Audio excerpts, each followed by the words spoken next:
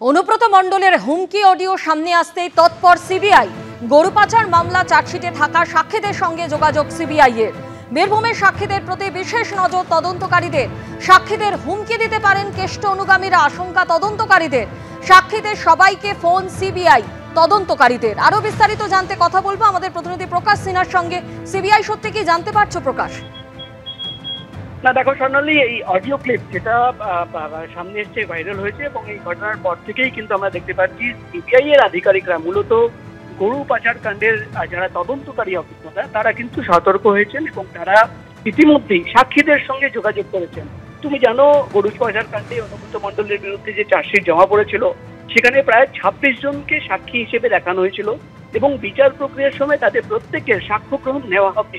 ইতিমধ্যেই সিবিআই সূত্রের খবর যে এই ঘটনার পর অনুব্রত মণ্ডলের বিরুদ্ধে যে এফআইআর হয়েছে বা যেটা ভাইরাল অডিও ক্লিপিং এ শোনা যাচ্ছে যে তিনি একজন আইসিকে হুমকি দিচ্ছেন, সিবিআই আধিকারিকরা মনে করছেন যে সাক্ষীদেরও কিন্তু অনুব্রত মণ্ডল বা তার অনুগামীরা বা সাকরেদরা তারা কিন্তু হুমকি দিতে পারে। ইতিমধ্যেই সিবিআই আধিকারিকরা সাক্ষীদের সঙ্গে যোগাযোগ করেছেন। তাদের বলা হয়েছে যে অনুব্রত মণ্ডল জামিন পাওয়ার পর তাদের কোনো হুমকি দিয়েছেন কিনা বা অনুগামীদের দিয়ে কোনো হুমকি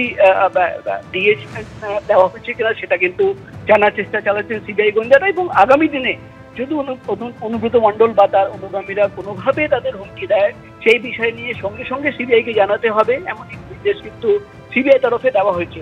অর্থাৎ সিবিআই আধিকারিকরা মনে করছেন যে জামিন পাওয়ার পর একদিকে যেমন দেখা যাচ্ছে যে অনুব্রত মণ্ডল আইসিকে হুমকি দিচ্ছেন, অন্যদিকে তাদের আশঙ্কা যে এই মামলার যারা সাক্ষীরা রয়েছে তাদেরও কিন্তু তিনি হুমকি দিতে পারেন। তাই কিন্তু এই বিষয় নিয়ে অ্যালার্ট সিবিআই। ইতিমধ্যেই কিন্তু তারা প্রিপারেশন নিচ্ছেন যে একটি রিপোর্ট আদালতে কিন্তু এই বিষয় নিয়ে তারা জমা দেবেন। ধন্যবাদ। কি হয়েছে, মানে ঘটনাটা কি জানিস না? সিঙ্গিতে কি হয়েছে? হ্যাঁ হ্যাঁ, এই পরশু তো কাল পরশু ডেপুটেশনের ডেট কর বার করে 13,000 বোলপুরের লোক হয়েছে না। ফোনে রেকর্ড করছিস, আমি সব জানি। না না, পরশু যখন ডেপুটেশন দেবে না, তোকে কোয়ার্টার থেকে মারতে মারতে নিয়ে আস।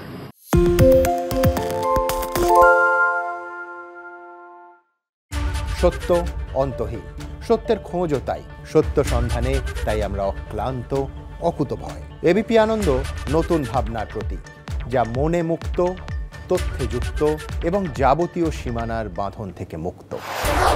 সীমা না শব্দটির মধ্যেই লুকিয়ে আছে মানা শব্দটি, যেন চোখ রাঙানি এক অদৃশ্য বেড়াজাল, যা আটকে রাখে আমাদের এক ছোট্ট গণ্ডির মধ্যে। একমাত্র সঠিক খবরই গড়ে তুলবে এক মুক্ত সমাজ। সেই জগৎ গড়ার লক্ষ্যে কোনো সীমানার ঠুকুটি আমরা মানব না। এবিপি আনন্দ এগিয়ে থাকে, এগিয়ে রাখে।